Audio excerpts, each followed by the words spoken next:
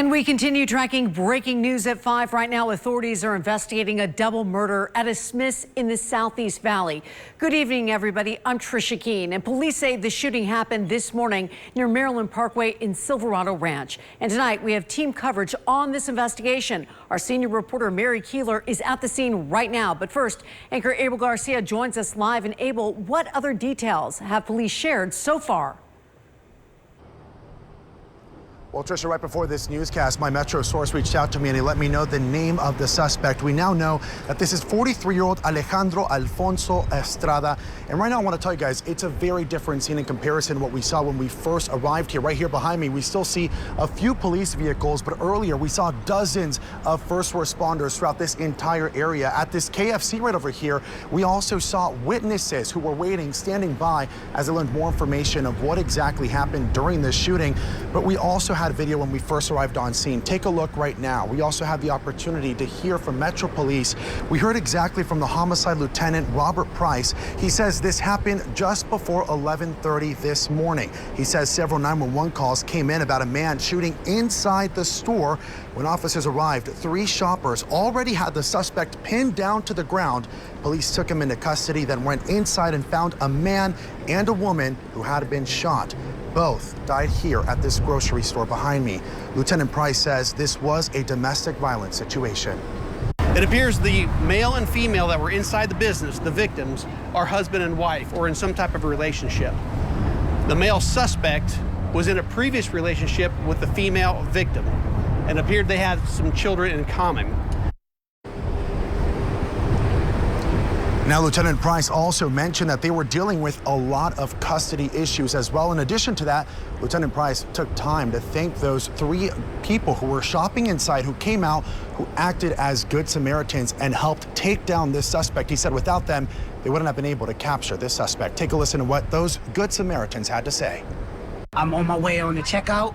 I hear 2 to 3 shots. Bam, bam. Immediately, I go down to my knees and I look around. I see a lot of people running. Then I hear another ring of shots, probably around 5 to 6. Bah, bah, bah, bah. I don't know what happened. I just walked over there towards him. He pulled out his gun. We were wrestling for the gun. I didn't even know until after I pulled the bag of weapons away from him. He had other weapons in the in his backpack. As soon as we did that, the cops pull up. Boom. They all flying around. They pull up. We stopped what we was doing, and they took in their hands. Yeah, they got here quick. They got here real quick.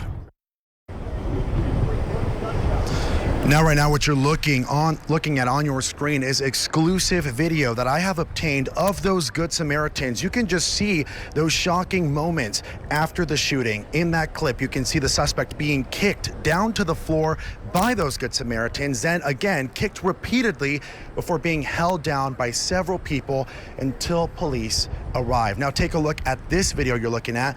You can also see that here, this was from a woman that I spoke with earlier today too. Officers are finally seen with the suspect in handcuffs, and you can also see that image showing that moment the suspect was restrained as police led him away. Now back out here live, again, as I mentioned before, the homicide unit is back out here. They're continuing to investigate, but our Mary Keeler was also joining me all day here today, talking to people who witnessed this scene. One person who was inside that store. Mary? Yeah, Abel, thank you. And we should note that for the next few hours at least, those detectives said that they will be processing the scene here as part of their investigation, including combing through surveillance video. They said there's a lot to go through here. But I want to take you back to the beginning of the day, because this was just a normal day at the neighborhood grocery store for Hannah Manker and her 2 young children. She tells me she was inside the store, as she often does a few times a week, and she says that's when she heard those gunshots ring out. Now, we've had many people come up to us since we've been out here for the past several hours to ask what happened, shocked that this deadly shooting happened in their neighborhood during the day and inside a grocery store. My kids and I went to get some groceries. Their dad ended up showing up to help us, thank God. At the end of it, checking out, and we heard about 5 or 6 shots. Everybody started running. I didn't know what to do, so I ducked down with my kids. I think we're all traumatized. I don't know if we'll ever be able to go into a store shopping again, honestly. Scary moments there for her and her children. And another witness we spoke with who didn't want to be identified but was speaking with us earlier today, who was a vendor at the store, she says really just said it was chilling to see what she believed was the suspect walk out of the store and have a very calm demeanor. Meantime, of course, we will continue to evaluate and process what goes on here at this scene as the investigation continues. And again, just many people shocked out here today. A lot of, I can't believe this happened in my neighborhood. So we will be sure to continue to follow any developments that you may need to know. For now, live in Las Vegas, Mary Keeler, Channel 13 News.